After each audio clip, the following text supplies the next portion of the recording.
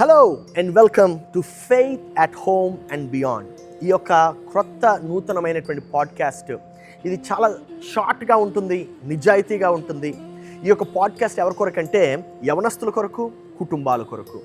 ఈ యొక్క స్పేస్లో ఈ యొక్క పాడ్కాస్ట్ ద్వారా విశ్వాసాన్ని నిజ జీవితాన్ని ఎలాగ కలపగలము అనేటువంటిది మనం చూడబోతున్నాం. ఉదాహరణకి మన గృహాల్లో, మన యొక్క చదువుల్లో, మన యొక్క వర్క్స్లో, మన యొక్క స్ట్రగుల్స్లో, మన యొక్క రిలేషన్షిప్స్లో మనము చాలా ఇబ్బంది పడతా ఉంటాం. కానీ ఈ యొక్క పాడ్కాస్ట్ ద్వారా నువ్వు ఎక్కడి నుండి వింటున్నా, నువ్వు బైక్ మీద ఉండి వింటున్నా, లేకపోతే ఇంట్లో ఉన్నా, లేకపోతే హాస్టల్లో ఉన్నా సరే, or else maybe or in your kitchen, నువ్వు ఎక్కడ నుండి వింటున్నా సరే, రాబోయేటువంటి కొద్ది నిమిషాలు నీవు దేవునికి సమీపంగా మారి నీవు దేవునికి దగ్గర అవ్వాలి అనేటువంటిది నా యొక్క ప్రార్థన.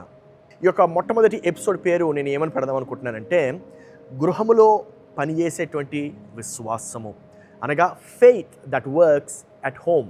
వెల్, మనము చెప్పాలంటే ఆదివారం మనం చాలా ఆత్మీయంగా ఉంటాం, చాలా స్పిరిచువల్గా ఉంటాం. కానీ సోమవారం వచ్చేసరికి మనము అదే స్పిరిచువాలిటీ మనం మెయింటైన్ చేయలేకపోతూ ఉంటాం. ఆ యొక్క స్పిరిచువాలిటీ అంత పోతుంది. ఏదైతే ఆదివారం మనము లౌడ్గా చక్కగా దేవుణ్ణి ఆరాధించామో అట్టి రీతిగా మనము ఆరాధించలేకుండా ఇంట్లో అదే లౌడ్నెస్ పోయి మనము సైలెన్స్ వస్తూ ఉంటుంది, లేకపోతే చిన్న చిన్న ఆర్గ్యుమెంట్స్ వస్తూ ఉంటాయి, లేకపోతే చిన్న చిన్న హార్ష్ వర్డ్స్ అనగా బూతులు మాట్లాడుతూ ఉంటాం, లేకపోతే నిశ్శబ్దత, లేకపోతే చిరాకు, ఫ్రస్ట్రేషన్ వస్తూ ఉంటుంది. తల్లిదండ్రులు ఏమనుకుంటూ ఉంటారంటే వారిని ఇగ్నోర్ చేస్తున్నారు పిల్లలు అని చెప్పి తల్లిదండ్రులు అనుకుంటూ ఉంటారు. యవనస్తులు ఏమనుకుంటూ ఉంటారంటే అసలు మమ్మల్ని ఎవరు అర్థం చేసుకోవట్లేదు, నేను ఎవరికి అర్థం కానా అనేటువంటి ఆలోచనలో ఉంటారు. కుటుంబాలు కూర్చుంటాయి, కానీ దగ్గర కూర్చున్నప్పటికీ వారి యొక్క హృదయాలు మాత్రము దూరంగా ఉంటాయి. కాబట్టి ఈరోజు నా యొక్క ప్రశ్న చాలా సింపుల్. నీ యొక్క విశ్వాసము గృహములో పనిచేస్తుందా? Does our faith work at home? మనము బైబిల్ గ్రంథంలో యాకోబు గ్రంథము 2వ అధ్యాయము 17వ వచనాన్ని మనము చూచినట్లయితే ఏమనుంటుందంటే, విశ్వాసము క్రియలు లేనిదైతే అది ఒంటిగా ఉండి మృత్యమైనదిగా అగును అనేటువంటి మాట చూస్తూ ఉంటాం. అంటే faith by it self, if it does not have works, it is dead. అంటే విశ్వాసం, క్రియలు లేనటువంటి విశ్వాసము వ్యర్థము అనేటువంటి మాట కూడా చూస్తూ ఉంటాం. దాని అర్థం ఏంటంటే మనము రక్షణను పొందుకుంటామా, మన యొక్క సంపాదన అంటే కానే కాదు. మనము రక్షణను సంపాదించము, రక్షణ అనేటువంటిది ఉచితంగా వస్తుంది.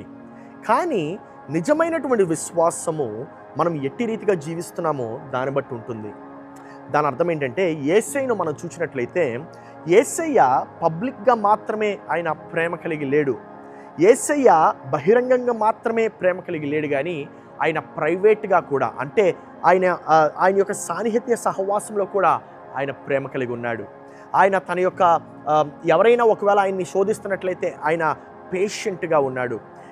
ఉదయకాలంనే ఆయన మనం చూసినట్లయితే ఆయన చాలా కనికరమూర్తిగా ఉన్నాడు. క్రైస్తవ విశ్వాసంలో మనం ఎంత బహిరంగంగా, ఎంత గట్టిగా మనం పాడుతున్నామో దాన్ని బట్టి మన యొక్క క్రైస్తవ విశ్వాసము నిర్మింపబడదు. కానీ రహస్యమందు ఆ యొక్క సన్నిహిత సహవాసములో మనము గృహంలో ఎంత ప్రేమగా మనం మాట్లాడుతున్నామో దాన్ని బట్టే మన యొక్క క్రైస్తవ జీవితం ఉంటుంది. అనేక గృహాల్లో ప్రెషరు చాలా ఎక్కువగా ఉంటుంది. ఉదాహరణకి తల్లిదండ్రులు ఏం చెప్తూ ఉంటారంటే, బాగా చదవాలి, నువ్వు మంచి మార్కులు సంపాదించుకోవాలి, లేకపోతే నిన్ను నీ యొక్క కజిన్తో కంపేర్ చేస్తూ ఉంటారు, లేకపోతే నీ యొక్క కుటుంబం పరువు ఏమవుతుంది అని ఆలోచిస్తూ ఉంటారు. మరి యవనస్తులు ఏమనుకుంటూ ఉంటారంటే, అరే నేను ఎవరికి అర్థం కాను, నా తల్లిదండ్రులు నన్ను అర్థం చేసుకోరు, నన్ను ఎవరు కూడా నా మాట వినరు, లేకపోతే నాకు స్వేచ్ఛ కావాలి, ఏంటి ఇవన్నీ కూడా చాలా నన్ను బంధిస్తున్నాయి అనేటువంటి ఆలోచనలో ఉంటాం. కానీ విశ్వాసము ఏమని చెప్తుందంటే, మనల్ని ఒక్క నిమిషము ఒక్కసారి పాజ్ చేసి అడగమంటుంది. ఏమనంటే, యేసయ్య కానీ నీ యొక్క పరిస్థితిలో ఉంటే ఆయన ఎలా రెస్పాండ్ అవుతాడు? How would Jesus respond here? ఉదాహరణకి తల్లిదండ్రులు ఏమని ఆలోచిస్తారంటే, తల్లిదండ్రులు నేను చెప్పే మాట ఏంటంటే, మీరు స్పందించే ముందు ఒక్కసారి వినండి. యవనస్తులకు ఏమని చెప్పాలనుకుంటున్నానంటే, మీరు డిసగ్రీ చేయక మునుపు మీరు ఒకసారి రెస్పెక్ట్ ఇవ్వండి. విశ్వాసము అలా ఉంటుంది. కుటుంబాలకు ఏం చెప్పాలనుకుంటున్నానంటే, నీవు గర్వంతో ఉండే మునుపు నీవు క్షమించాలి. అందుకే అన్నిటికన్నా గొప్ప సాక్ష్యము ఏంటో తెలుసా?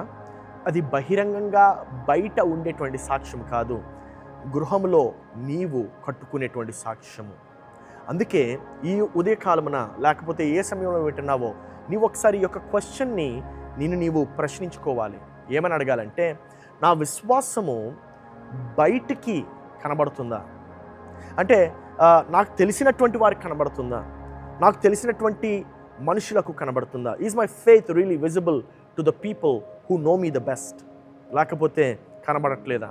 ప్రశ్నిస్తున్నారా? ఒకవేళ కానీ నీ యొక్క విశ్వాసము నీ సన్నిహితులకు కనబడుతున్నట్లయితే, నీ యొక్క ప్రేమ నీ సన్నిహితులకు కనబడుతున్నట్లయితే, అప్పుడు దేవుడు ఖచ్చితంగా నీ యొక్క జీవితంలో పనిచేస్తున్నాడని. అందుకే కళ్ళు మూసుకుందాం, ప్రార్థిద్దాం. ప్రియ పరలోకపు తండ్రి, నీకు వందనాలు చెల్లిస్తున్నామయ్యా. దేవ, ఈ యొక్క మాటలను వింటున్నటువంటి, గృహములో నుండి వింటున్నటువంటి నీ యొక్క విశ్వాసులకు ప్రభువా, దేవా, ఒకవేళ వారి యొక్క హృదయం కానీ కఠినంగా ఉండి వారి యొక్క హృదయం విరిగిపోయినట్లయితేనైనా దేవా, అదే హృదయాల్ని నీవు సాఫ్ట్ చేయమని ప్రార్థిస్తున్నాము, నూతనపరచమని ప్రార్థిస్తున్నాము. దేవా, విరిగి నలిగినటువంటి హృదయాలను ప్రభువా నీవు భద్రపరచుమయ్యా, దగ్గర తీసుకురమయ్యా. దేవా, కఠినమైనటువంటి మాటలు వాడి, దేవా, వారికి తెలియనటువంటి పదాలు వాడి ప్రభువా, ఏ హృదయాలైతే దూరపరచబడ్డాయో ఆ హృదయాలు ఈ యొక్క పాడ్కాస్ట్ ద్వారా, ఈ యొక్క ప్రార్థన ద్వారా ఆ యొక్క హృదయాలు నూతనం చేయబడి మరలా తిరిగి జతపరచబడాలి. విరిగినటువంటి హృదయాలను దేవా నీవు దగ్గరికి చేర్చమని ప్రార్థిస్తున్నాము. దేవా, నలిగినటువంటి హృదయాలను మరలా తిరిగి నూతనపరచమని ప్రార్థిస్తున్నాము.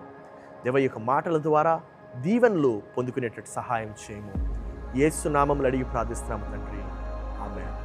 కాబట్టి దీవెనలతో, ఆశీర్వాదాలతో మీరు ముందు కొనసాగాలి అనేటువంటిది నా యొక్క ప్రార్థన. God bless you.